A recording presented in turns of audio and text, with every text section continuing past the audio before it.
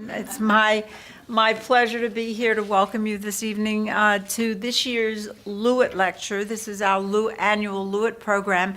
I've had the privilege of introducing our speaker a number of times, but I want to tell you a bit about this series first, for those of you who don't know about the Lewitt Lecture. If you're not familiar with it, the Albert Lewitt Endowed Lecture is a program that was established by someone named Mrs. Benjamin Leon, and it was established in memory of her brother. Her brother worked on Capitol Hill in the 1940s, and he worked from New Jersey, and he worked for two senators.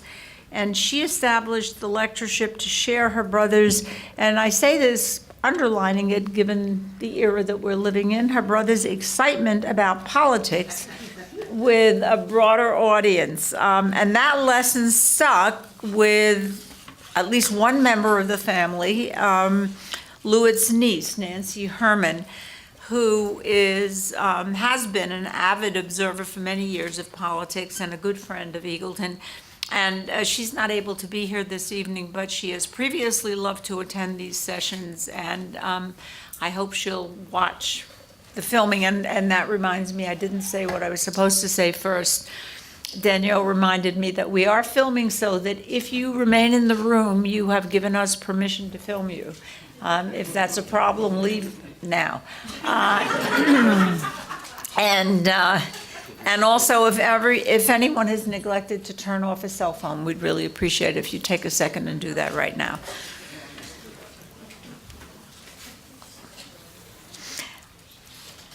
We're very grateful, the Eagleton community is very grateful for support from any of the people who appreciate our programs and the mission of the Institute. And of course, we're very grateful to Nancy and her family for making these programs possible. And nowadays, it is possible, of course, to get together, have the program, but also to put it up online, and lots of people get the opportunity to see it at some point in the future. It's been rare for us to repeat a Lewitt lecturer. There's one big exception to that, and he happens to be seated right here. That's today's speaker, and I'm very tickled to announce that we're making not our first, but our second exception, because for someone, he is so perfectly suited to the task that a repeat of our repeat invitation was irresistible. As it turns out, we're on a schedule of, and we talked about this a little earlier this evening, we're on a schedule of every 5 years. He came here first in 2008, again in 2013, now it's 2018, and he happens to be working on a very interesting project that is his next book, so mark your calendars for 2023, because I'm sure we'll want to have it back then. Will it take you that long to finish the next book? Could be, could be. John Lawrence is a native of Paterson, New Jersey, so he left here for the big world of Washington politics and also California. He holds a PhD in American history, lest some of you think that people who work on the Hill are not educated. He got the PhD from the University of California at Berkeley, and he also has a bachelor's degree from Oberlin College in Ohio. When he spoke here in 2008, it was to offer us an insider's view of the Capitol from his then perch as Chief of Staff to Speaker Nancy Pelosi. He was Nancy Pelosi's top staffer from 2005 until 2013, through the periods when she was Democratic leader, first woman ever to be Speaker. So she was the leader of the Democrats, then she was the Speaker, and then she was the Democratic leader again. In fact, John worked in high-level policy and political positions in the House for a total of 38 years, which I admire. I admire longevity. Including as Democratic Staff Director of the Committee on Education and the Workforce Staff Director of the Committee on Resources, and Chief of Staff and Legislative Director to Congressman George Miller, a Democrat from the state of California. As Chief of Staff to the Speaker, Democratic leader's office, John Lawrence helped to develop legislative policy and strategy with members of the House and Senate leadership and, of course, the White House. While he worked extensively on all kinds of major national legislation, both during the Bush and the Obama presidencies, it was his work on health care and specifically on the Affordable Care Act that brought him back to Eagleton in 2013. He had spoken to a group of my students. I took my students on a field trip to Washington during that period, and he came in and talked to them in Washington, and his brief explanation of the structure and the implications of the legislation, the Affordable Care Act, was such a beacon of clarity. Lots of people were and remain confused, but at the time, nothing about the subject seemed clear, and I could not at that point resist. I had to bring him to New Brunswick for a reprise, and he was generous to do that for us. When John retired from the House, then Speaker John Boehner and Democratic leader Pelosi, they found a bipartisan consensus. They conferred on him the John W. McCormick Award for Excellence in recognition of his years of service. Now, as John Lawrence is back, this time from his perch, he's teaching now. He's done what people who've had rich professional experiences often do, become someone who teaches them. And he has a perch as a visiting professor at the University of California's Washington Center, and he's the author of a new book. It's called The Class of '74, Congress After Watergate and the Rise of Partisanship. And you might think 1974 is a long time away and has little to do with today, but you'll find out not true. At a moment when partisanship has risen to perhaps an all-time peak, it's a very timely topic. So I'm really delighted that he was willing to return to his native Garden State yet again for us. And I know that you will all join me in welcoming to the Eagleton podium John Lawrence.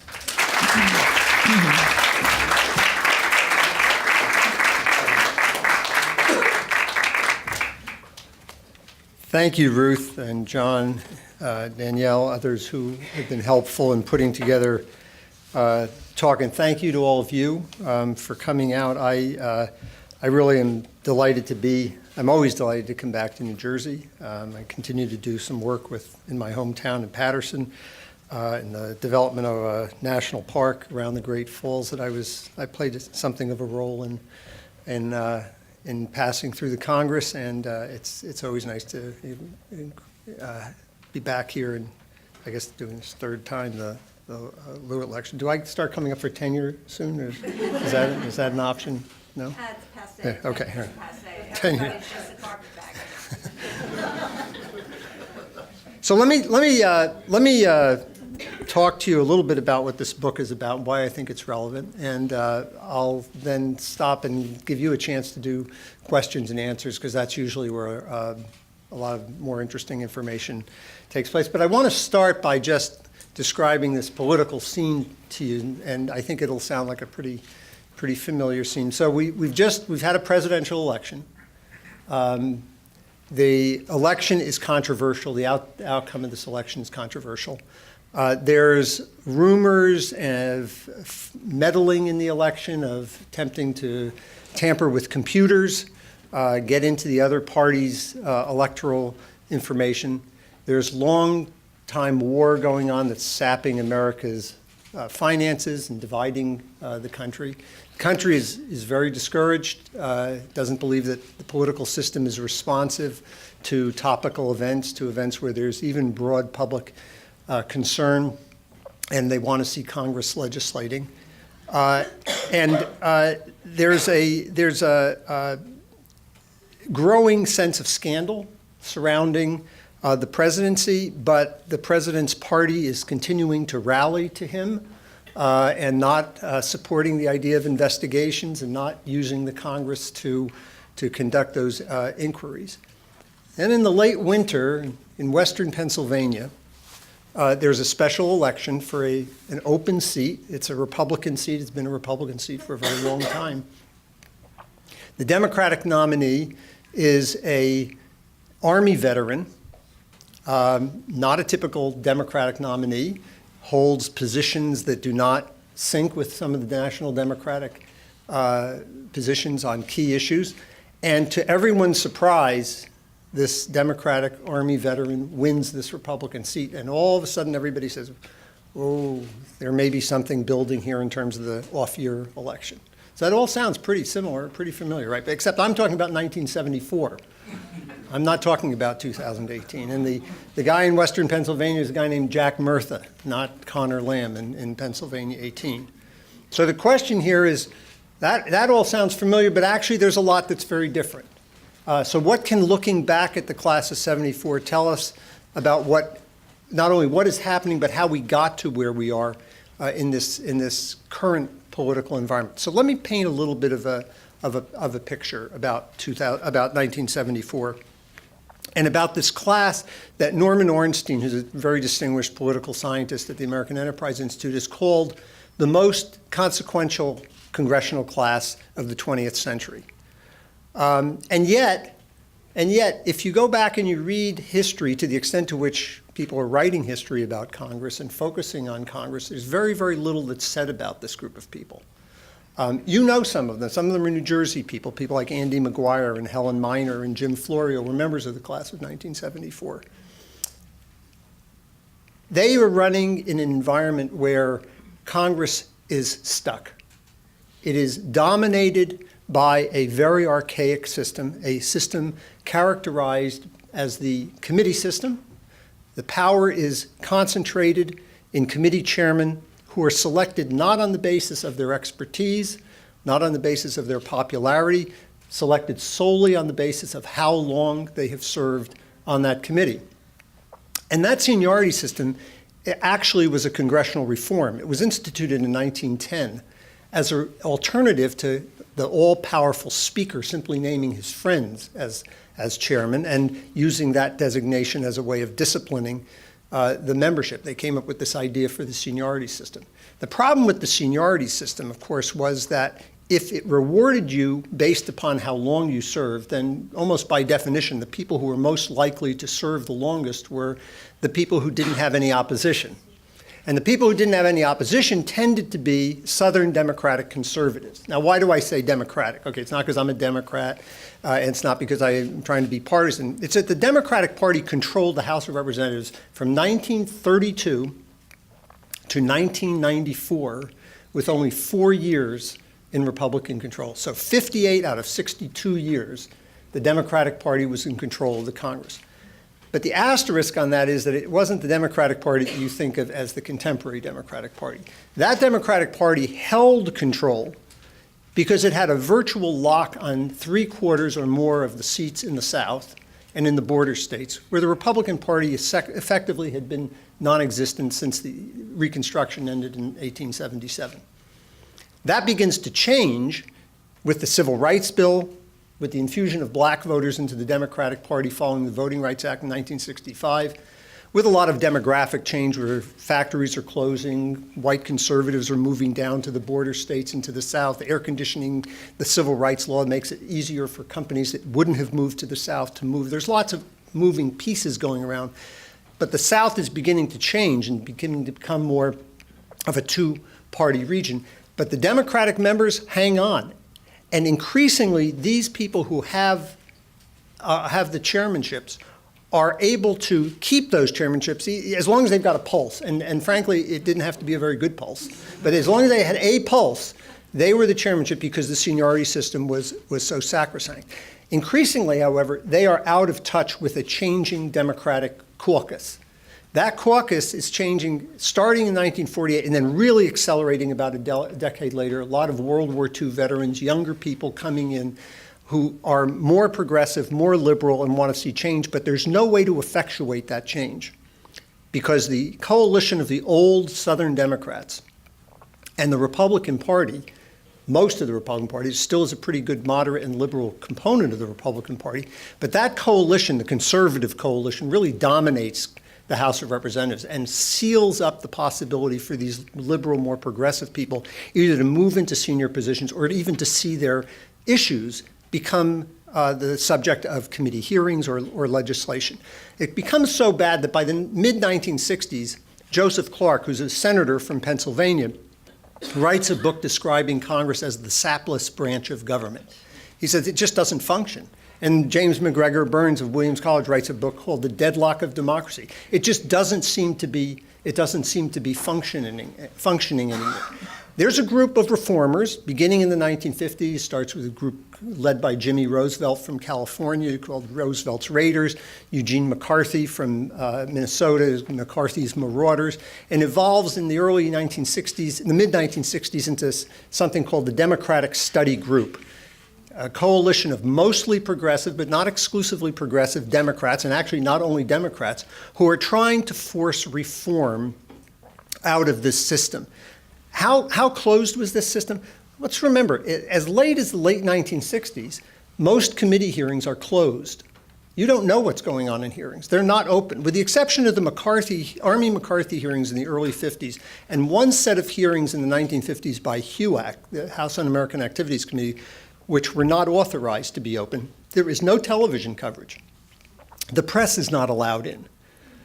Most committees do not produce written reports of the legislation. In my book, I talk about members of the Congress. In fact, Charles Jolson from New Jersey, member of the Appropriations Committee, who goes to the chairman of the committee and said, it goes to the chief clerk of the committee, Appropriations, said, I'd like to see the report of the bill that we're going to vote on. He said, you can't have it. The chairman says you can't have it. He said, I'm a member of the committee. You're a staff person. Give me the report. He said, I'm sorry, you can't have it. There's no television coverage of the floor. There isn't even recorded voting in the subcommittees or in the committees or on the floor. Most of the business on the floor is done in something called the Committee of the Whole House, and you don't have a vote. You have something called a teller vote, where people line up in rows and they tiptoe up to somebody and they whisper in their ear how they want to vote. So there's no accountability. There's no transparency. This is the way Congress functions. And increasingly, these Southern chairs are out of step with this evolving Democratic caucus. Now, if they go to the floor, they're going to lose. But within the Democratic caucus, they're starting to get tantalizingly close to being able to effectuate some reforms. And they actually are able to do some in the early 1970s. They passed something called the Subcommittee Bill of Rights that starts to give some greater autonomy to the subcommittees, because the committee chairman appoints the subcommittees, appoints the chairman, controls the budget, hires all the staff. Really, there's no way for issues to percolate up from the subcommittee. But they're not able to break the back of this committee system. Many of these Southern Democratic chairs are voting 80% of the time with the Republican Party when they have to cast recorded votes. So they are utterly out of touch with their own caucus, with the people who are making them the chairman of their committees, but they're able to hold on nevertheless. As we get to the election of 1974, however, things begin to change. The combination of Watergate, the combination of long simmering concerns about the war in Vietnam, a terrible economy, the Arab oil embargo, all coalesce into a really an electric moment that encourages a large number of people who otherwise would not have run for Congress, or in some cases had run and had lost, to decide that they were going to file for campaign. Now, interestingly, I interviewed over 40 members of the class for this book, and including Florio and McGuire and many others in the New York and Pennsylvania area. And I asked all of them, why did you run in 1974? What was your motivation for running for Congress? Fully expecting that they were going to say, well, I wanted to go and become part of the reform class. That's all you know about them. If you know anything about the reform class, it's A, they were called the Watergate babies. B, they were a bunch of really intemperate young people who showed no respect. And then we don't know what else happened. Okay, that's it. In the history of the House of Representatives, written by Robert Remini, the former historian of the House of Representatives, 550 pages, he gives less than 1 page to the class of 1974, which Ornstein calls the most consequential class. And he also characterizes them as the Watergate babies, a term I refuse to use in my book and that virtually every article written about my book uses. So sometimes you just have to give up, right? It's just not working. So but what they told me, interestingly, was I didn't run to reform Congress. I didn't know anything about reforming. In fact, I've had members who told me after they read the book, called me up and said, "Oh, now I understand what the hell was going on when I got there. I had no idea." Most of them, and they didn't run for Watergate either. They didn't run because of Watergate. Watergate, when they were making decisions to run in late 1973, you'd had the Saturday Night Massacre, but we still didn't know all about the tapes. We didn't have any idea of Nixon resigning. We were months and months away from the impeachment hearings. They didn't really see that. They knew it was a controversy, but it certainly was not something that was going to motivate them into voting, because you didn't know that people were going to be resistant to the hearings or to the release of the tapes or defending Nixon as he was going down for the third time. Over and over, they told me the reason I ran for Congress was to end the war in Vietnam. That's what the motivation was. And that is true of the Democrats, and that was true of the Republicans as well. It was true of the conservatives, it was true of the liberals. Now, this group has been characterized as really uniformly a bunch of young Turks, just liberal, not uneducated, but unschooled in politics. And again, as you went back and you talked to them and you studied who they were, that turns out not to be so true. About half of them had prior electoral experience. Tip O'Neill famously said, the problem with these people was they didn't, they never walked precincts, they never licked an envelope, they knew nothing about politics, they just came into town, they thought they were going to run the whole show. And the Republicans actually said something. They said they were wild, uninhibited, downright rude, intemperate, immature. Imagine saying something like that. Even some of the class members, Toby Moffett, who was a member from Connecticut who was elected, he said, "We were young, we looked weird, I can't even believe we got elected." So there was some, but in point of fact, about half the class had held prior office, which is about the same percentage as the House in general. Paul Simon was lieutenant governor of Illinois. Les O'Coin was the majority leader of the state legislature. In Oregon, there were 5 mayors from California, including Norm Mineta. There were local legislators like Tom Downey from New York and Paul Tsongas from Massachusetts. There were scholars as well, but there was a house painter. There were ministers. Bob Edgar from Pennsylvania famously said, he just got annoyed one day, and he said he had to go look up in the phone book where Democratic Party was. He said, "I had never had anything to do with the Democratic Party." He filed, and he won. Gary Myers, a steel worker in Western Pennsylvania, Republican, had filed and run in 72 against the incumbent Democrat because he couldn't convince his brother, who was actually active in politics, to run. He lost, but when he went down to pick up the papers, he said, "I need the papers to register for Congress." The people at the registrar thought that he was picking them up for the congressman because nobody had ever run against the congressman before. He comes back and wins in 1974. So it's a much more diverse group of people than historians and political scientists have typically described them as being. And when they arrive, as Bella Abzug said, the reinforcements showed up. Because what happens now is, for the first time, all these reform efforts that have been tried by Julia Hanson and by Richard Bolling and Dave Obey and Bob Kastenmeier and Don Frazier and the Democratic Study Group, that had sort of started and stopped and started and stopped. All of a sudden, the critical numbers were there within the Democratic caucus. Now, on the House floor, again, it would have still been a problem because you had that conservative coalition that could stop legislation. But within the Democratic caucus, for the first time, they believed they had the majority. And what the older reformers, the Dick Bollings and Phil Burtons and Don Frazier, tell them is, the first thing you've got to do is you've got to go after this seniority system. Now, the reaction of a lot of the members was, "I don't even know these guys. Why am I going to throw? I've never even met them. Why am I going to throw them out as chairman?" And they explained that if you don't get rid of the chairman, you can't get the policy done. So what kind of chairman am I talking about? Well, I'll give you one example. There was a lovely gentleman named F. Edward Hebert from Louisiana. He was the longtime chairman of the Armed Services Committee. Hebert would not allow people on his committee who opposed the war in Vietnam. He would not allow any African-American members or women members on this committee. He only wanted people who agreed with him. There were other people, Carl Vinson, who would not allow you to ask questions on the committee if you hadn't been there a certain number of years, or you had to wait until every senior member had asked questions, then you would be allowed. That was what they were living with. Well, in 1973, this is 1973. I see enough people around who are my age, that doesn't sound that long ago, okay? This side of the room is a different matter. And 1973, Pat Schroeder's a freshman from Colorado.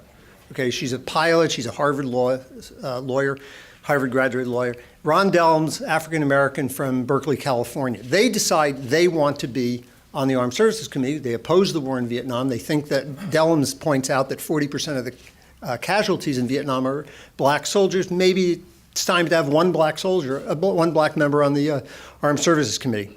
Edward Hebert says, absolutely not. Never going to happen, okay? Not going to happen. Forget about it. By hook and by crook, they actually go around and they get on the committee, strangely through the intervention of Wilbur Mills's wife, but that's another story. Hebert is so angry about it that when they organized the committee and they're sitting there with the whole dais, he goes and he puts everybody in their chairs. He gets to the two most junior members, the two people who oppose the war, and he says to Dellums and Schroeder, I don't consider you to be full members of this committee, so you have to share a chair. You know, that's what my students do. They go, I asked Pat about that, and I said, what'd you do? She said, we shared a chair. Barney Frank later said that was the only half-assed thing Pat Schroeder ever did as a member of Congress. But I mean, this is 1973, folks. Okay, this is not ancient history. Sorry, this is not ancient history.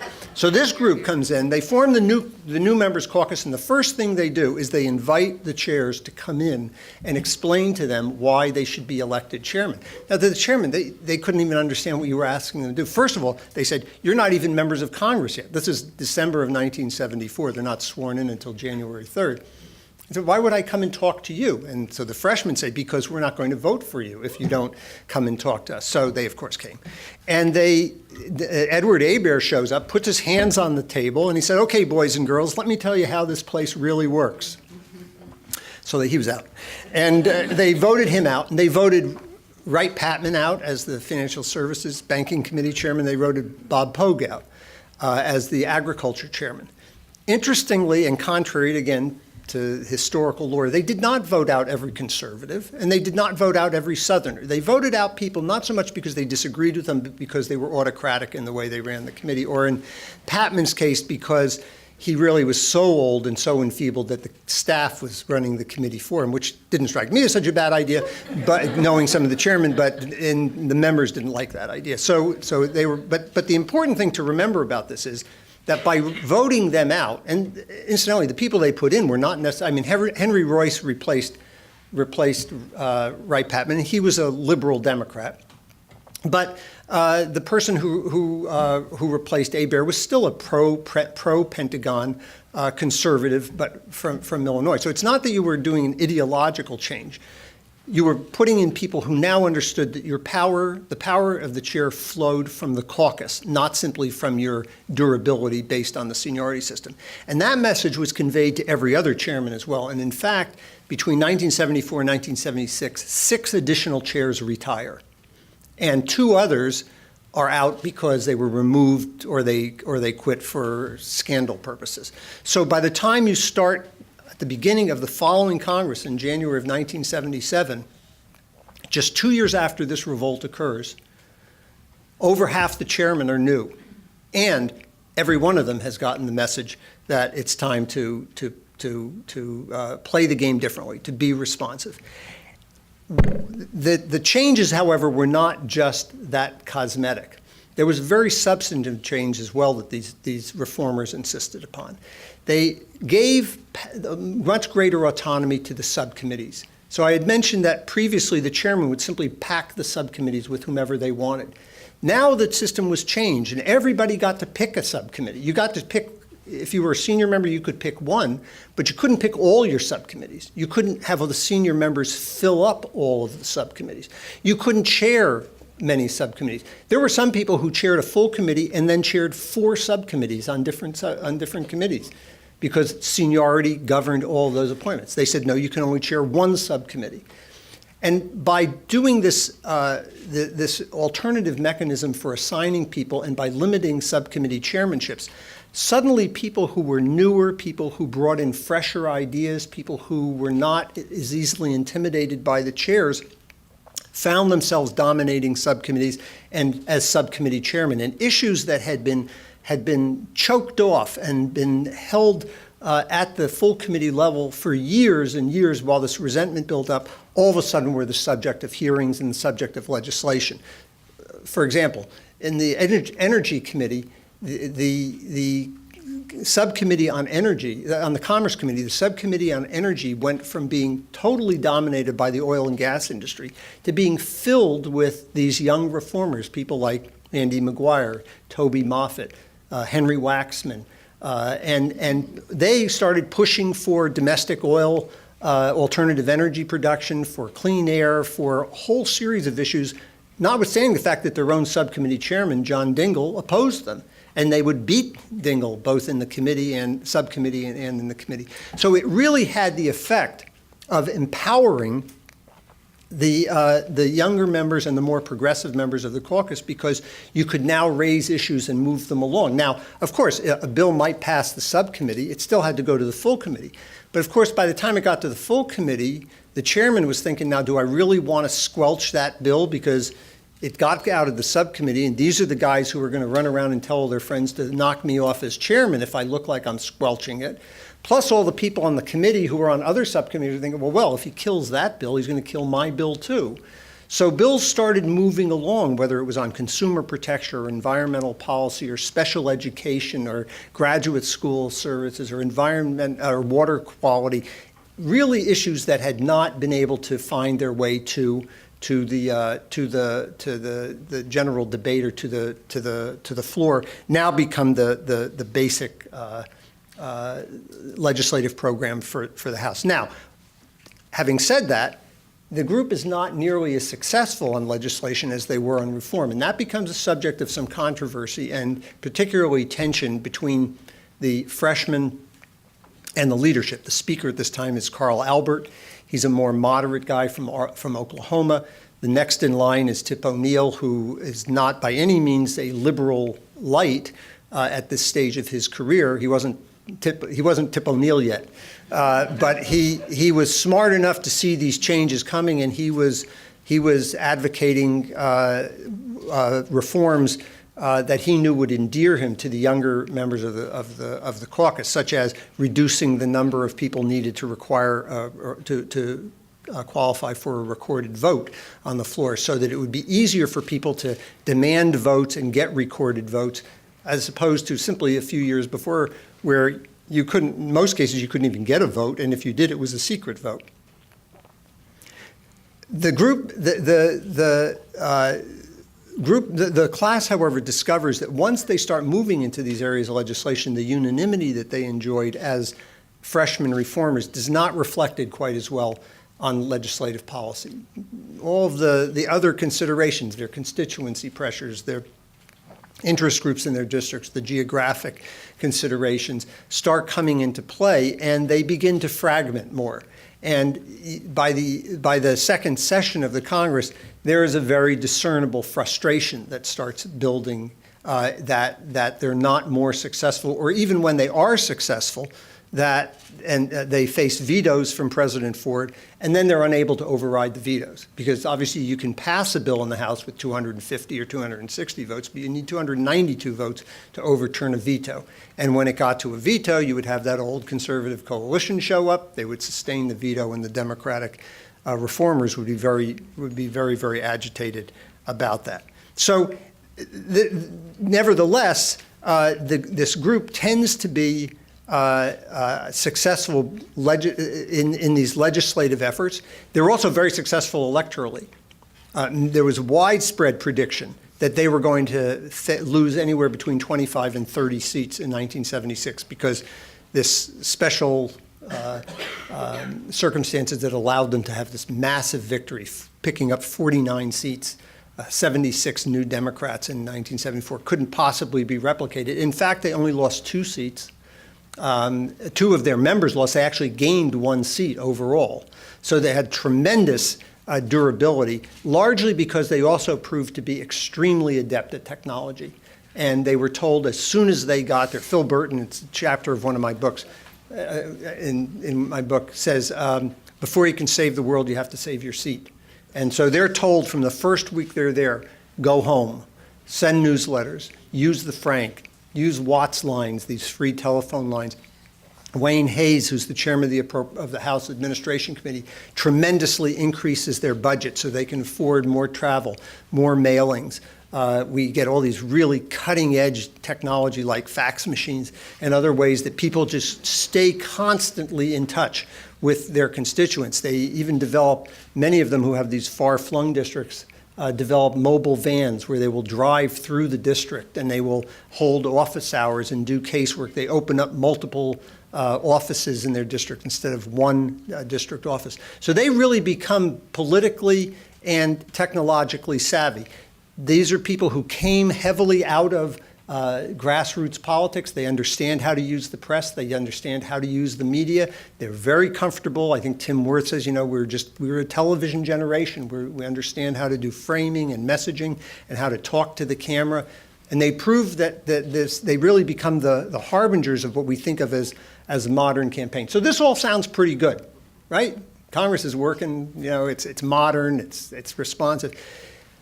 So unfortunately, as with so many things in life, there are unintended consequences. And that's what part of this book talks about, and I'll talk real quickly about this and then open it up for questions.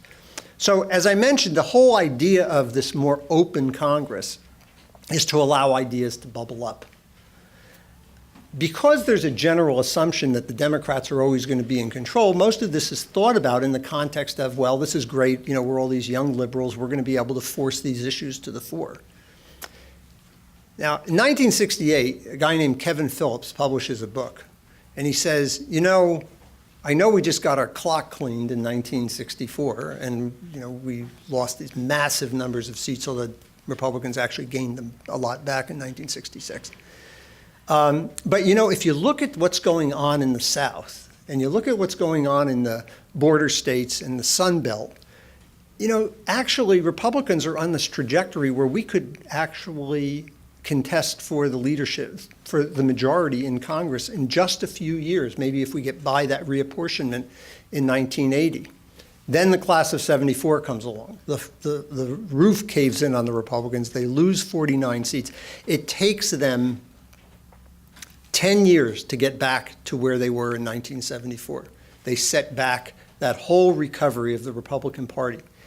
But the Republican Party that revives is a Republican Party that's very heavily based in the South, as opposed to the stronger leadership of the Republican Party earlier that was largely a Northeast Midwest leadership. Think people like Bob Michel and Nelson Rockefeller and Gerald Ford. That was the Republican leadership of the 1950s and the 1960s.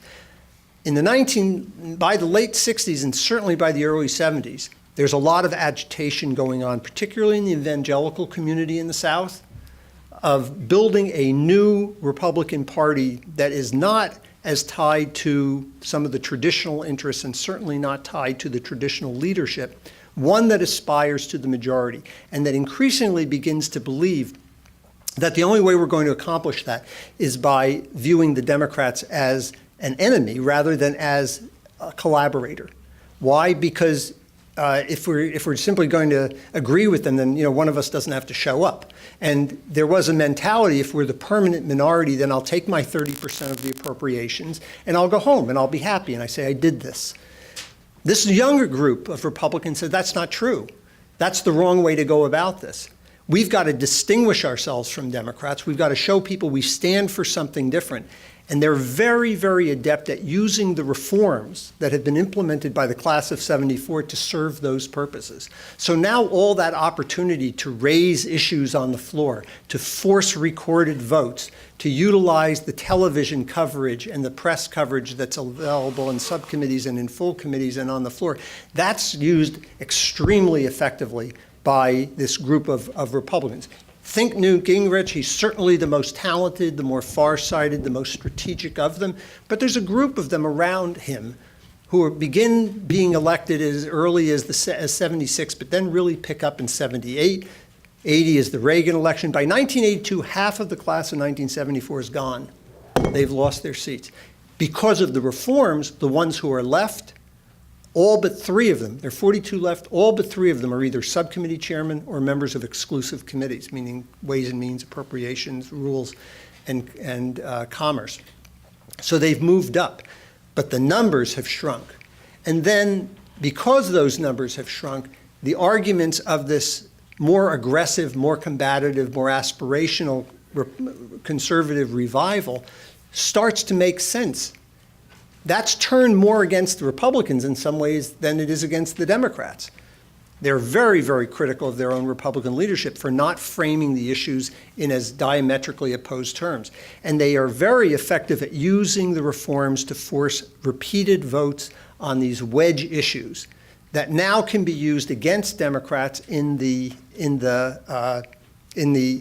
marginal districts, in the swing districts, where the Republicans think they have a chance to flip seats and take control. They've seen it happen in the Senate in 1980. They've seen Ronald Reagan win a national level on conservative principles in 1980 and 1984, and they're very, very convinced they can happen. A lot of people don't believe it can happen. Okay, as late as the fall of 1994, 2 fairly respected political scientists, Pitney and Connolly, write a book called The Permanent Republican Minority. This is months before, the publisher added a question mark at the very end because they said, well, maybe not. But I mean, that's how uncertain it is. The Democrats respond to this in exactly the way the Republicans want them to. Jim Wright starts cranking down on these open procedures, saying, you know, all this open voting, all these amendments. You literally went from about 120 amendments in the 93rd Congress to something like 900 amendments that were offered in the 95th and the 94th and the 95th. It's too much exposure. Wright responds by cranking that down. There had been an early effort to do that. As early as 1976 in the Democratic caucus, some of the senior reformers said, look, they're starting to use, this is when think Hyde Amendment, okay, but there were also busing amendments and other amendments meant to target the more marginal Democrats. And the older reformers went to the caucus and said, this 20-vote thing, that ain't working for us. Okay, let's bump that up to 36. You need 36 people to stand up to get a recorded vote.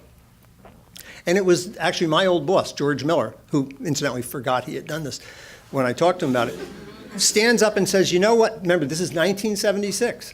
Stands up and says, you know what? We shouldn't do that. I know it's uncomfortable. I know that it puts people, but democracy is messy. But, you know, someday we may be in the minority, and we're going to want to be able to offer amendments too. And the class of 74 is the major reason that change gets voted down. Those processes remain open. These votes keep building up. More and more Democratic marginal seats start falling to the Republicans because you have these multiple votes where they're exposed. Finally, in the late 1980s, Wright cranks it down, which gives Gingrich, of course, and that group the perfect opportunity to say, what a tyrannical group of people these are. They don't even allow us to have an open process. These are the very things they said that they were for, and helps make the argument for changing the leadership so that you will return to a more open system. Of course, that doesn't happen when they win control. And I'll close on this point. The reason it doesn't happen is that this span of time that I'm talking about, from the 70s to the 90s, what happens during this period of time in terms of broad national politics is that the parties are coming into greater parity because of those changes that are occurring in the southern border and mountain states. And what used to be the natural Democratic majority by the late 80s has shrunk to only a few seats that go back and forth and back and forth. When the Republicans win in the 1990s, the difference between the parties is 7 seats, 9 seats. And Frances Lee from the University of Maryland has a really good book on this exact topic called Insecure Majorities, where she points out that the more the parties came into parity, the more the issue became not simply a debate over an amendment, over the passage of a bill or a budget, but the question of who is going to control Congress. The motive for cooperation dissipates because you don't want to make the other side look good. If the other side can manage to put together bipartisan legislation, then why would you elect the other party? And combined with this greater rhetoric fueled by a desire to identify these wedge issues, reinforced by special interest money, which following the campaign reform law of 1974, long before the Citizens United or the McCutcheon decision, allows for targeting of raising unreasonable amounts of money, I think it's fair to say. There were supposed to be constraints, but once again, the courts threw the constraints out, just left the money in place. Certainly fueled by the rise of ideologically based media, which then gets reinforced by the revocation of the Fairness Doctrine in 1987, and then the technological changes that allow ideology to take over cable, talk radio without balance. These all feed upon this much more competitive atmosphere to really create a climate where all of the advantages are in being more extreme and not collaborating. And so whenever I'm asked, as I inevitably am at these events, well, how do we change this? Well, one of the bad points in my book, I guess, is that you see how far it goes back, how deeply it's embedded in the nature, not only of the Congress, but in the nature of American society. It's become interwoven. We have to figure out a way, it seems to me, and we're all part of doing that together. Nobody can stand up and tell you how to do it, and no candidate's going to be able to do it alone. We have to go back to a point of where we're rewarding people for being in the middle. And right now in American politics, you are a target when you're in the middle. You become the target for the fundraisers. You become a target for the special interests. You become a target for the media.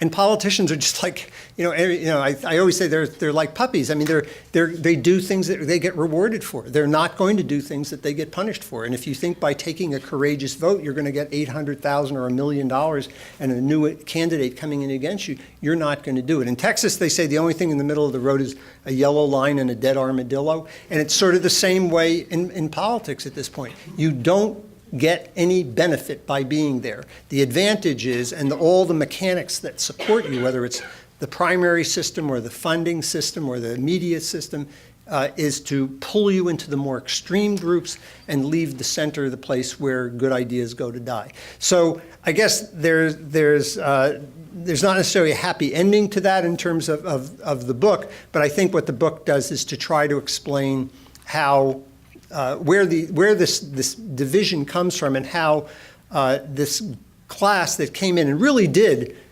serve a very important purpose in terms of opening institution. Nobody suggests we should go back to a closed institution or an autocratic institution, but how the well-intentioned reforms helped facilitate, along with all these other developments, the very, very divisive and poisoned environment that we find our politics in today. So with that, I'm going to stop, and I'm happy to thank you again and respond to any of your questions. Thank you. And I don't know, should I just... Please wait for the microphone and state your name and where you're from, once you... People raise their hands. Okay. I work in Congress for 38 years. You can't insult me, so anything you want to say is fine. Or any questions? Back here. Okay. I'm John Weingart, and I work here at Eagleton. I don't want to move away. I wasn't going to ask this question until later, but someday Nancy Pelosi is no longer going to be the Democratic leader in the House. Do you have a preference of how that happens, or see there's a better way for that to happen than not?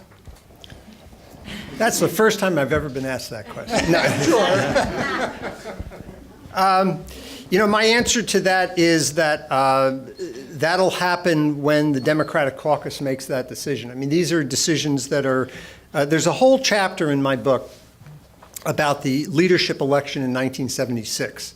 Everybody knew what was going to happen in that election. It was an open majority leader. The two leading reformers, Philip Burton of California and Richard Bolling of Missouri, were running against each other. And the person who ends up winning is the conservative, public works, pork barrel, pro-war, anti-civil rights Jim Wright. I mean, how did that happen?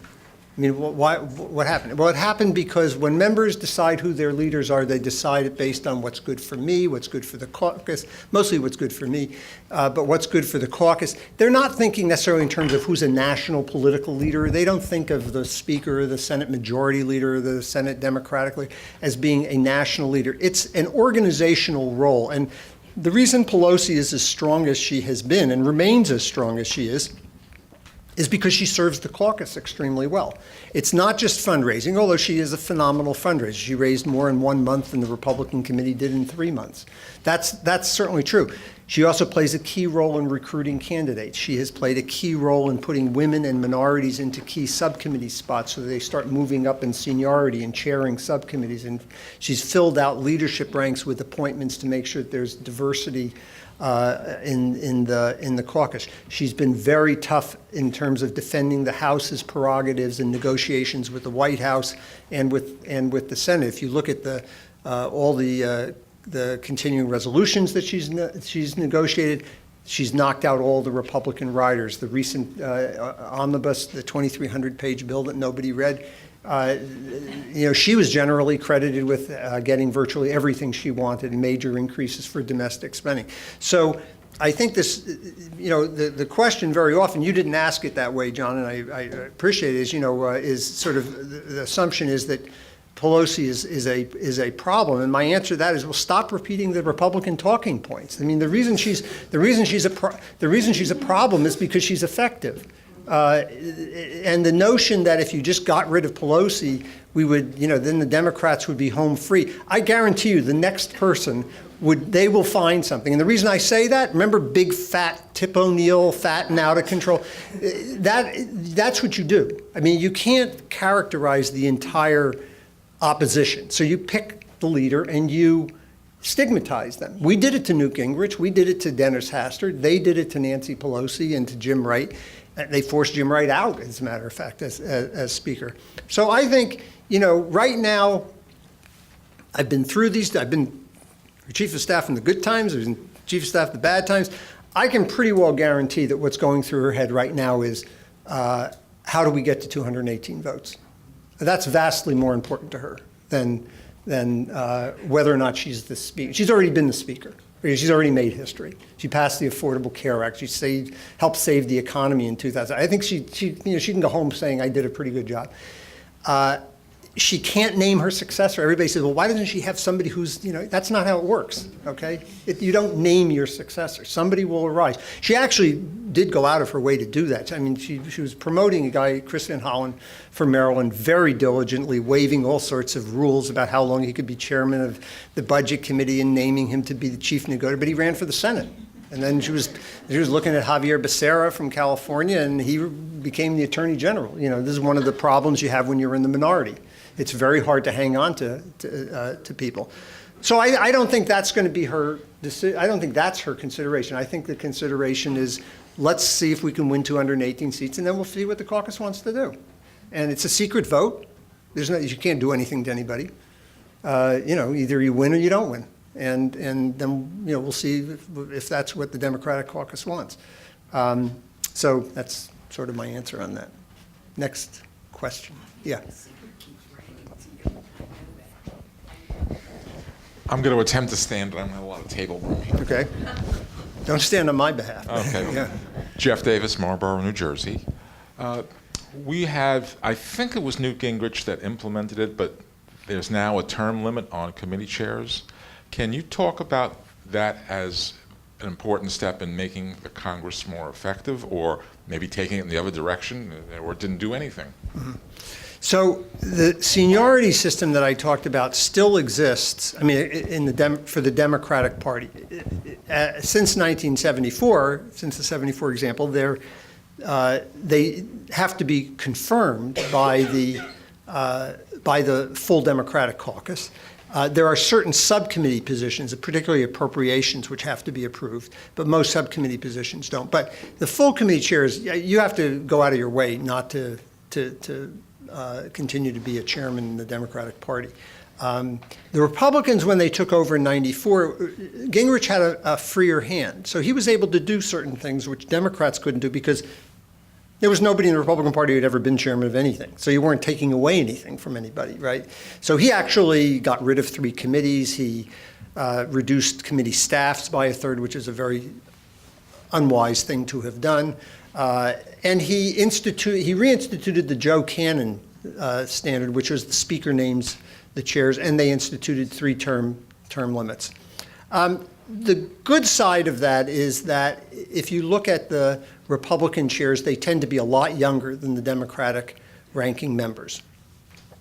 The bad side is they're completely dependent on the speaker. So if you don't agree with the speaker, if you don't raise the kind of money the speaker wants you to raise, if you think you're going to deviate from what the speaker wants you to do, and because either you have committee positions, or ask Rodney Frelinghuysen when he changed his position on the tax bill, you don't do that. And the other problem is that if you're out after 3 terms, then if you're appointing people, you appoint younger people, you've got a whole bunch of people who are in their early 50s or so, in their term out, they quit. So the Republicans right now have 10 chairmen who are leaving.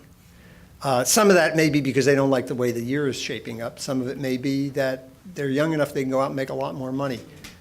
And that's not necessarily what you want when you're thinking about a chairman, where, how are you deciding what you do in those years as chairman if you know that 6 years from now I'm out and I'm going to be looking for a job.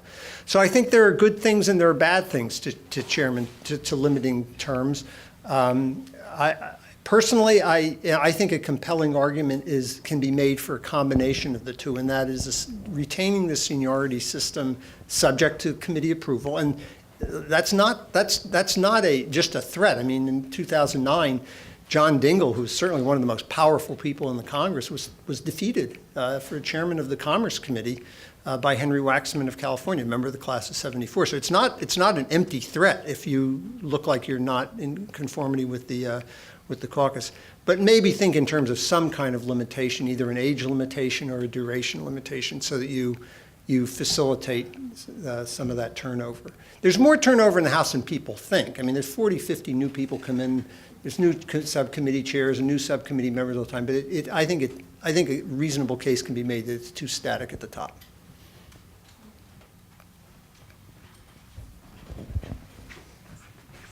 Could you pass this, please? Thank you. Thank you for that walk down memory lane. Some of the most intense years politically that I can remember for myself were those years of Watergate and Vietnam. And today. With your knowledge of history and politics, can you name 2 viable people who would run for the presidential election in 2020? Democratic. 2 viable in the sense that they might actually win, you mean?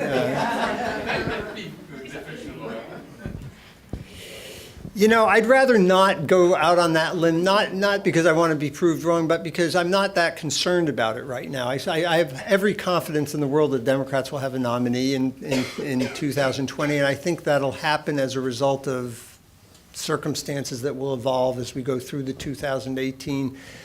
I think we have a tendency to sort of designate people because they've run before or they're well-known names.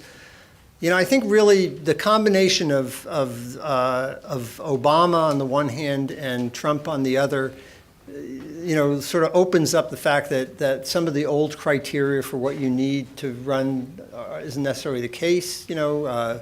Obama in 2000 couldn't get a ticket to be on the floor of the Democratic Convention. In 2004, he's the keynote speaker. In 2008, he's the nominee. These people move a lot faster these days. So it may be that there's somebody out there who, by some debate that happens, maybe the Democrats take back the majority and they should demonstrate themselves to be. I mean, obviously, they're going to have to move pretty quickly. But I tend to think that it's difficult to come up with who that is. I have a visceral sense that it would be a mistake just to go back to a familiar old name.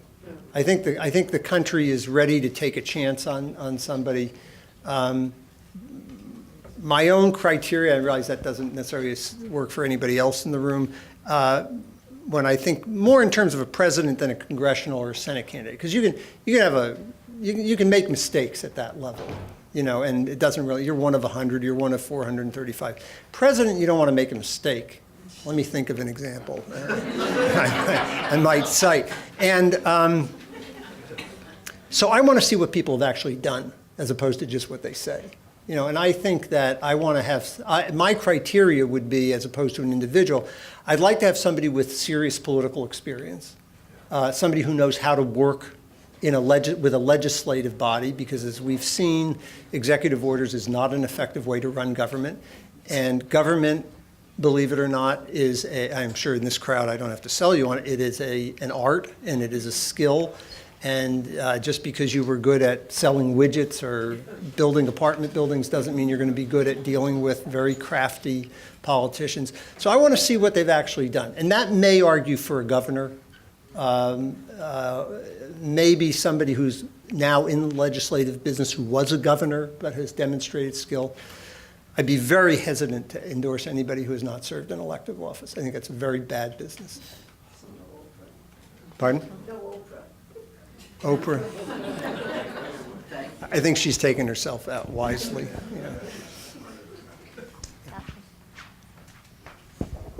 I'm not going to try and get up. I'm Kathy Kleeman from Eagleton. Talk about experience. I mean, you've just said we don't really want a president who has no experience, but how important is it in the Congress that we have all of these people coming out of the woodwork to run for Congress this year, and many of them have never been on the city council, let alone the state legislature, let alone anything. Yeah. So how important is experience in a legislative body? Well, I think it's valuable. I don't think you need an entire body filled with people with that experience. What is very important is to try to reestablish some of the collegiality that's been lost and to try to retain some of the institutional memory. So too many new people who don't have an understanding of the way the legislative process works is problematical. Figuring out how to keep people there who know how, one of the problems is there are fewer and fewer people who know how to do that. You could probably count on both your hands the number of members of the House who have worked through a conference committee. Or for that matter, who know what a conference committee is.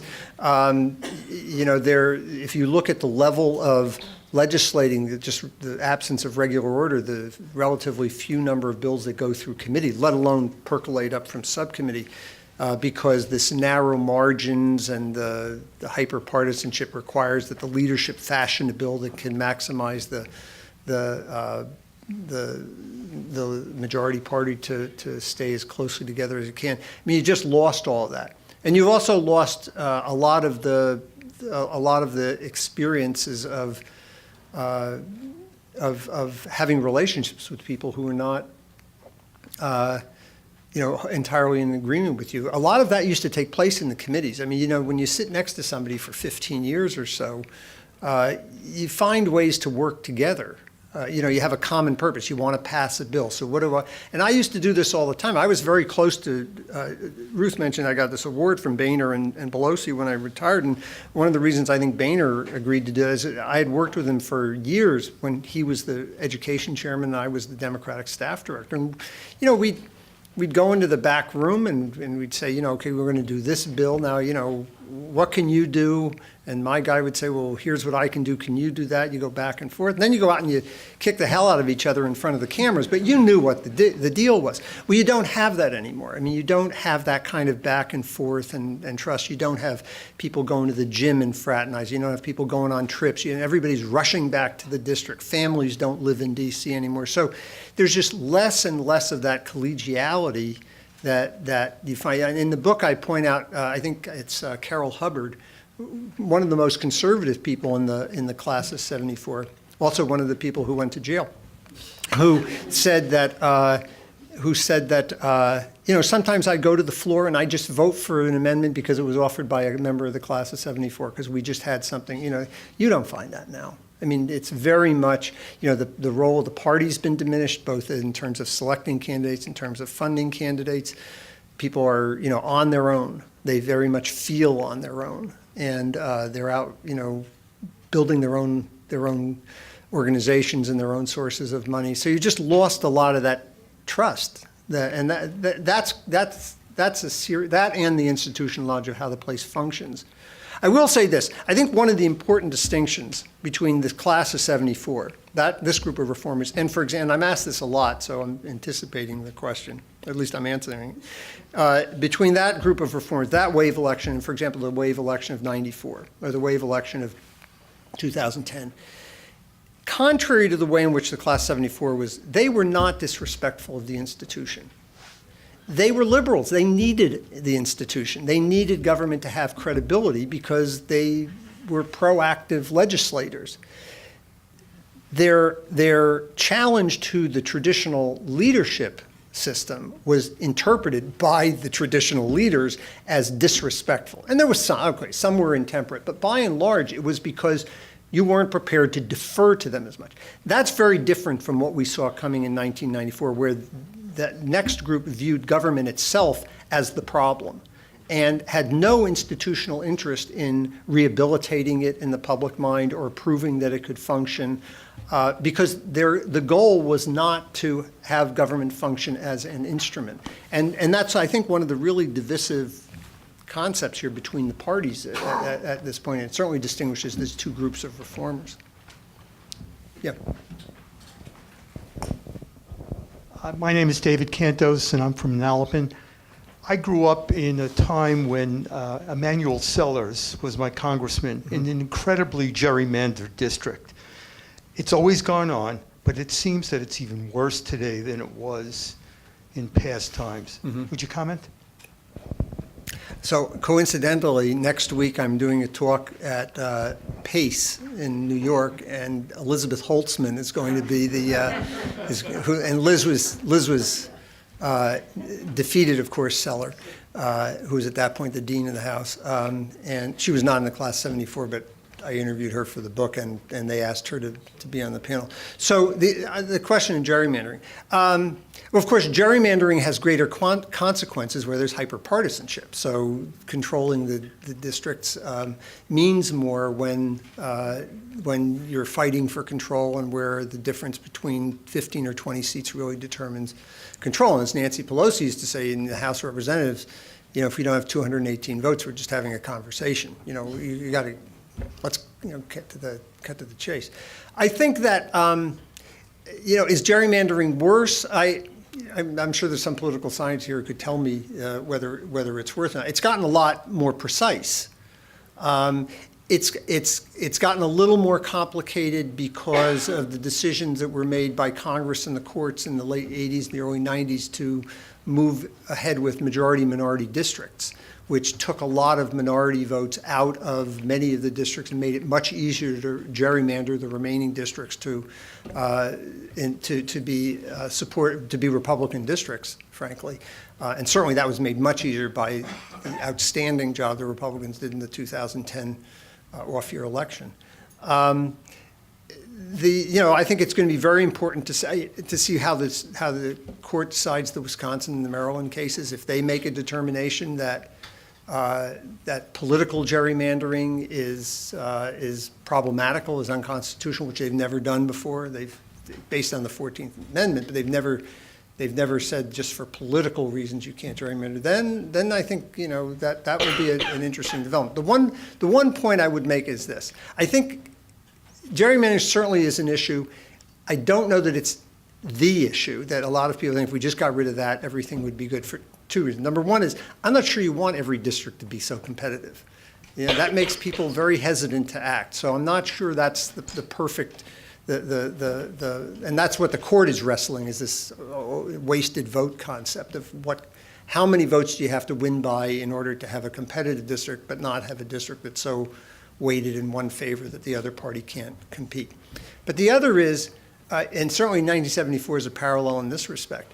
In a wave election, gerrymandering doesn't necessarily help you, because the way in which you gerrymander is, people in gerrymandered seats don't have 65% districts. They have 55% districts or 56% districts that they can win and continue to hold if they really are doing what they need to do. But you need to divide the votes up in that way so that you can maximize the number of your party's votes in particular districts.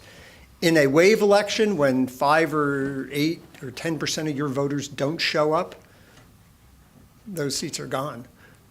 So I think one of the reasons people are so focused on this election and will be even more focused on 2020 will be because of the reapportionment, which may determine, if the Democrats get it wrong in 2020 in terms of not showing up the way they didn't show up in 2010, you're talking about not having the Democrats be competitive in the House of Representatives until 2033. And this is 2018. So, I mean, there's a lot at stake. Yeah, I know that's kind of sobering. You said a couple of questions ago, you made a comment about the loss of collegiality as being a really a critical factor in all this. So if somebody said to you, with all of your knowledge and awareness, what would you do to build collegiality under the present circumstances? If that's such a devastating loss, and if that's what we need to make an institution like that function, short of, serving meals all the time. People talk about, we don't go out to eat anymore in the same restaurants. They do that at least here in New Jersey about the legislators. I'm just babbling so you have a minute to think, but... I'm good. I got it, Ruth. Okay. How would you do that under the present circumstances? Yeah, well, again, I think we have to be careful about sort of single factor analysis here. If we just did this, that would take care of the problem. Because I could give you some things to do, but if you still have ideological media and unrestrained money and grassroots organizations demanding 100% loyalty and all of those things, then, I remember after Gabby Giffords was shot, there was a State of the Union coming up, and the idea was, well, maybe instead of everybody sitting on their stop doing that. Everybody sitting in their respective sides of the chamber, we should sit Democrat, Republican, boy, girl, boy, girl, boy, girl. It doesn't matter. I mean, because all the rest of the infrastructure goes right back to the same. So I can't say that if we all sat together that would happen. If everybody went out to dinner, I would say one of the more important things that you can do institutionally. These other things have to happen too, because absent them happening, whatever you do institutionally isn't going to change. But one thing that absolutely has to change, you have to go back to regular order. You have to go back to a system where people have to work out their differences, as opposed to simply getting the dictate from the leadership. You're for this bill and you're against this bill. You're for this amendment, we're against that amendment. We're doing this motion to recommit to embarrass the other guys, you've got to vote against it. That's the way the decision comes down now. There's no kneading the dough together. You just handed the loaf, and so you take it or leave it. And it's going through that process that produces a collaborative process, that produces working relationships. And I'll tell this one story because it's one. So Don Young was the chairman of the Natural Resources Committee, and George Miller, my guy, was the Democratic. So George is the REI backpack. Let's go off into the wilderness for a week and commune with Giardia-laden streams. That's his view of public lands. And Don likes to kill things. So Don, if you go into Don's office, his office is literally covered with the heads of animals he's shot. And we were working out a bill in the 1990s because Don wanted more lands to kill things on, and Miller wanted more lands to go hiking on. And we thought, well, maybe there's a marriage here of, we can put this together. And we actually had the bill. We were down. We negotiated with President Clinton at the White House. And I asked Don at one point, how's that going? And he says, these goddamn right-wing Republicans, I can't get them to vote for the bill. And I said, well, Don, with all due respect, you're a goddamn right-wing Republican. He said, yeah, but I know how to cut a deal. And that's exactly what I'm talking about. When you sit there, Young and Miller had been in that committee room together for 25 years. They made their peace, all right? You figure out, what am I going to do? Also, the other point is this. laws last longer when they're developed in that way, rather than ramming things through. I mean, it's fun to ram stuff through, okay? I understand it's great to get an executive order, your emperor for the day, but that stuff doesn't endure because it hasn't gone through that laborious process that works out the kinks. It does mean you don't get 100% of what you want. You don't even get 90% of what you want, but you get to fight another day and you establish the principle that you build off of. We don't have that anymore. I mean, there are no bills that go through that process. The tax bill didn't go through that process. The last bill that went through that process, the health care bill. That went through that process, okay, but then the other guys didn't vote for it. I used to say it is a bipartisan bill, it just only got voted on by Democrats, but it was developed as a bipartisan bill. So I think you've got to go back to that. You've got to have the system that's working. You can't just superimpose. Everybody's got to be nice to each other because there's nothing in the system that tells you to be nice to each other. In fact, you pay a penalty for it. Yeah. Oh, sorry. Yeah. My name is Helene Cantos, and I'm from Manalapan. How do you create that when you've got politicians who are afraid of their own president, when you have politicians who are afraid of the Koch brothers and their funding being removed? It sounds wonderful, but I grew up in a time where we had the idea of checks and balances. Mm-hmm. I don't see any of that in operation today. The only hope that I see, something you said about 1974, when we had a group of people who wanted to end the war, and so they ran for office. And I think we're seeing the same thing happening. You're seeing people run for office who've never run for it before because they are, for the first time, becoming politically active, because people are really frightened about what's happened to our country, and it certainly isn't what we'd like to leave for our children and grandchildren.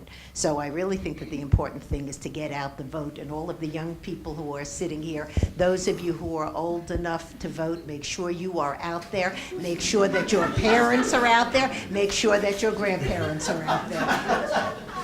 I would just say I think you answered your own question. I mean, I think you answered other questions too, but I think, I mean, no, but I mean, you're right. The way you do that is you bring new people into the system. I am not one who believes that the system is broken. I mean, I think there are a lot of problems, and some of them are external to the system. The fact that Daniel Moynihan used to say you're entitled to your own opinion, but you're not entitled to your own facts. And now you are, because you could change Congress all you want. That's not going to change the way the telecommunications industry works now. It's not going to change social media. So there's a whole bunch of stuff out there that's going to have to be the subject of additional reform efforts. But the system itself, let's remember, folks, 10 years ago, it's not that long ago. Again, my apologies to this side of the room. But it's not that long ago. 10 years ago, you had a Republican president, you had a Democratic Congress that managed to work together on comprehensive financial bailout legislation when it looked like the world was coming to an end. I was on that phone call on September 18th, 2008, when we were told, you can't have the meeting Monday, we have to have it Thursday, because Monday there won't be an economy. That was the way the phone call went. Okay, and 6 weeks before an election, we produced bipartisan legislation with a Republican president and Democratic Congress to provide $800 billion to the most unpopular human beings in the world, okay? And we did it because people worked together. The system was no different then than it is right now. It's a question of, are the right people there? And when the right people aren't there, the way you change the system, you elect new people.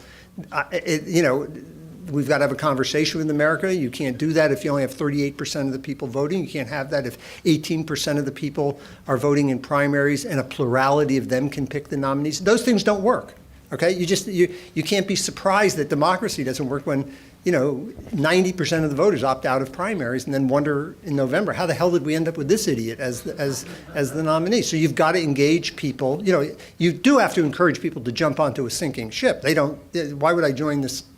It's like Groucho Marx. Why would I don't want to be a member of a club that would have me for a member. But you have to. You have to be a member. You've got to participate, because the one thing we absolutely know, and I think all the political scientists in the room will back me up on it, the people who are going to participate are the most ideologically committed people. Okay, so if you opt out, you're just empowering the very people who are reinforcing every single one of these problems that we're identifying as being the problem, but encouraging that middle group that's lost confidence in the system is difficult. I mean, we were talking at dinner. That's why I think the involvement of young people is so incredible. They have every reason to be disenchanted in that we see them registering, we see them engaging in political activity. Hopefully they'll, turn out and vote. Back here. You're going to tell me when you want me to shut up, right? One there and then one there. My name is Frank Halperin. I'm a PhD student at the Blaustein School of Planning and Public Policy here at Rutgers. You mentioned Connor Lamb at the beginning of your talk, and I'm wondering if you would say this is an example of seeking the middle and being rewarded for it, as you put it. And if so, what might that mean for the platforms of the Republican and Democratic parties as they exist now? Or is this more an example of tailoring the candidate for the needs of the district or something else? Thank you. Yeah, well, I don't think there's anything wrong with tailoring a candidate for the needs of the district. It's how you win. I think that, last year, I think it was at the end of last year, maybe at the beginning of this year, Tom Perez, who's the Democratic chairman, said, well, we're not going to support any Democrat who is not pro-choice. Why on earth would you say something like that? I mean, if we hadn't had pro-life Democrats, we couldn't have passed the Affordable Care Act. I mean, I think... Yeah, and this is part and parcel of people being, prisoners of money and prisoners of special interest organizations. But in the best of all worlds, or the worst of all worlds, you may vote one time in a Congress on abortion. You may vote one time in Congress on guns. I mean, it's not like, you have to vote every day on these subjects. So why would you set that up as the litmus test? It just doesn't make any sense. We've won all the liberal seats. They've won all the conservative seats. Okay, we're fighting here over 40 or 50 seats, and people don't want ideologues in those positions. So, I think that the platform has got to provide latitude. I don't know. After we went through it was in '88 or '84 when Bob Casey, the governor of Pennsylvania, was refused permission to speak because he was pro-life. Why? I mean, I was talking to a guy 2 weeks ago. I was at a former members dinner, and a member who will remain unnamed came up to me, but he was pro-life, and he was a critical vote on the Affordable Care Act. And the deal with him was he voted for it in committee so that he could vote against it on the floor. Okay? All the pro-life, all the pro-choice people just went after him like crazy because he voted against it on the floor. Everybody knew not everybody, obviously not everybody, but the deal had been made here. We only got it out of committee by one vote. We only passed it on the floor by 3 votes. Okay, so we knew what we were doing. We knew what it took. You have to let people figure this stuff out, and if you American politics doesn't work well with that kind of absolutism. You just have to have a little bit. I mean, there are certainly places where I'm not suggesting there aren't places where you have to dig in and fight, I don't think there's a lot of compromising around, certain issues, but you have to recognize that other people are just not going to be able to be with you all the time. If you want to build a movement, you have to have a pluralistic party. That's the nature of American politics. And as long as we're a binary system, that's the way it's going to be.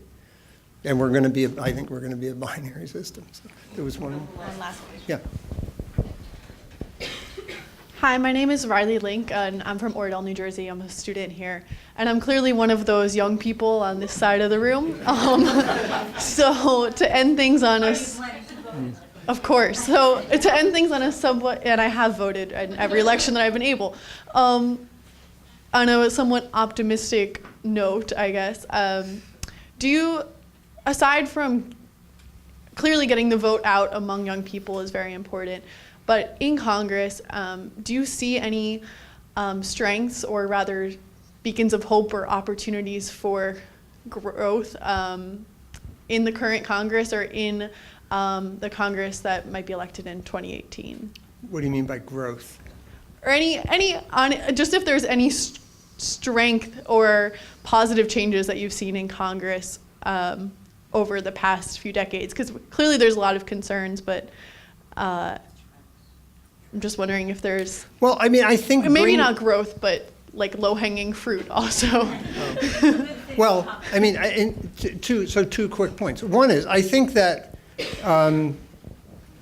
we in this room, or some in this room may not like it, but the Tea Party was an example of people getting engaged in politics and making a difference. They may not have made the difference that people necessarily want, but that was people moving into and becoming strategic. So I think one answer is that political engagement and electing some new people. I think, if you put 40 or 50 younger people in, they're going to have a certain learning curve, but they're going to bring in the same sort of impatience with, why aren't we dealing with these issues?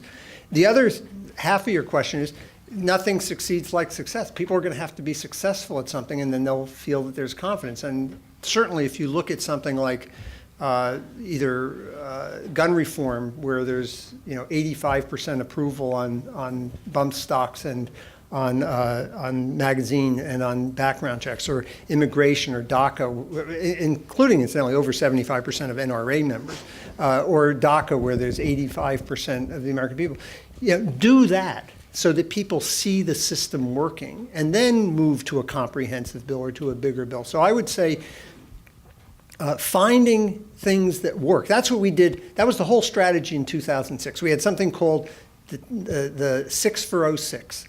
And we picked fairly limited, we being the Democrats, we picked a limited number of issues that we knew that if they came to the floor, they would pass with bipartisan margins. Things like the minimum wage, or implementing the 9/11 Commission reports, or honest leadership, open government, lobbying reform. We said the only thing keeping these things from passing is a Republican leadership that won't bring them to the floor. Make Democrats in charge, and we can pass them on a bipartisan basis, and we did. I think that's the same thing you need to do, whether it's Democrats in control or Republicans in control. If you want people to have confidence in the system, you got to show them the system can produce something. And unfortunately, that's what we haven't seen now, and that's why I think approval is so low.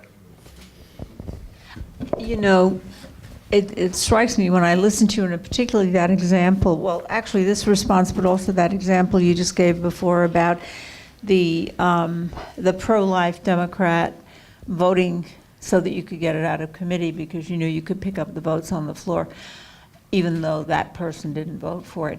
People don't know that kind of thing. They don't know how institutions work. They don't understand that. Is this where I say that's why I wrote my book? I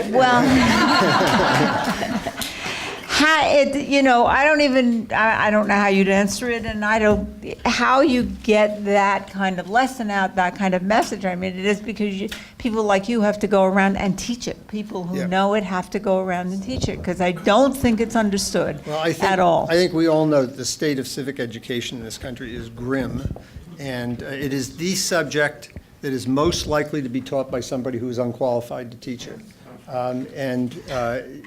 That's...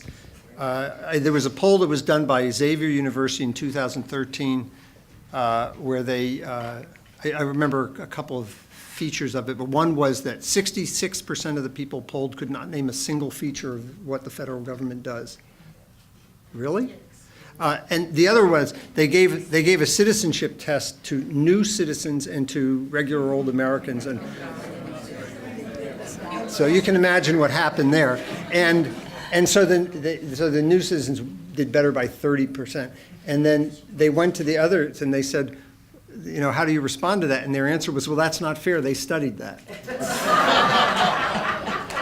And that's part of the answer. Just one last thing. Do you think that instead of everybody, young people, everybody playing war games on video games, I mean, I don't know how to play them, but I understand it has something to do with, killing the creatures that look a certain way, that people would learn how to play chess more?